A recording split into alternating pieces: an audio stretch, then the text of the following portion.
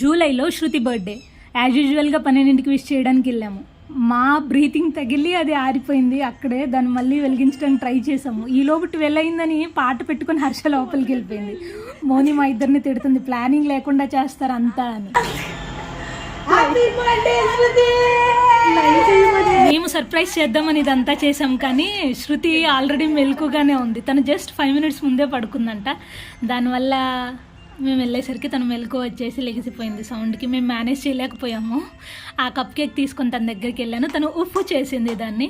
ఆ తర్వాత తను కొంచెం ఎమోషనల్ అయ్యింది. సరే పగలు మాట్లాడదాం, మిడ్ నైట్ కదా అని చెప్పేసి మేము వదిలేసాము. పగలు మంచిగా సెలబ్రేట్ చేద్దాము. ఇంకా మోని నేను స్వీట్ బంద్ చేసేసాం కాబట్టి శృతి కట్ చేసిన కేక్ ముందు హర్షకు తినిపించమని చెప్పేసి నైట్ టైం సెలబ్రేషన్ ఇలా ఫినిష్ చేసాము. ఇంకా మేము పగల తర్వాత మా వర్క్స్ ఫినిష్ అయిన తర్వాత ఆఫ్టర్నూన్ ఇలా వచ్చి బెలూన్స్ బ్లో చేస్తూ మధ్య మధ్యలో చిన్న చిన్న గేమ్స్ ఆడుతూ, ఆ బెలూన్ వచ్చేసరికి హర్ష ఏమో ప్రెగ్నెంట్ విషయం చేస్తూ, దానికి నేను డెలివరీ చేస్తూ, ఇట్లా మొత్తం అంతా జరిగిందనమాట. ఈ మధ్యలోనే మేము ఇలా ప్రిపరేషన్స్ చేస్తుంటే శృతి ఎంట్రీ ఇచ్చింది. వద్దు నాకు సెలబ్రేషన్స్ ఏమొద్దు అని.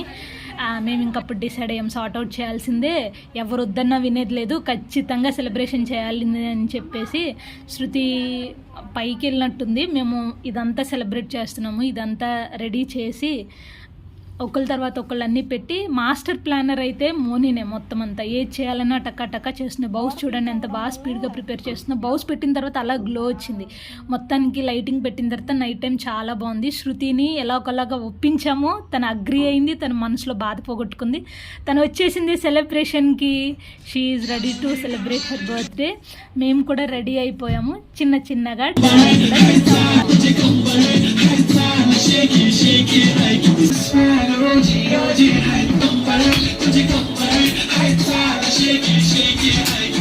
ఆ తర్వాత మేము తెచ్చిన కేకు తనకి ఎవరో గిఫ్ట్ చేశారు. ఆ కేక్ మొత్తం అన్నీ పెట్టాము. ఫైనల్గా తన రూమ్లోకి వచ్చింది. చూసి చాలా చాలా హ్యాపీగా ఫీల్ అయింది. తనకి ఆ కోజీ వైబ్స్ అంటే ఇష్టము, అందుకని చాలా హ్యాపీగా. మాకు ఎప్పుడు బర్త్డే సెలబ్రేషన్ జరిగినా ఫస్ట్ కేక్ కటింగ్ కంటే ఫోటోషూట్ జరుగుతుంది. ముందు చెమటలు వచ్చేస్తే మేకప్ పోతుందని. అదే జరిగింది. Finally we are so happy for Shruti. ఎప్పుడు ఒక ఖాదీ కాటన్ శారీ చూపించి ఇది బాగుందనింది, అందుకని ఆ మోడల్లో ఒక శారీ నేను తీసుకున్నాను.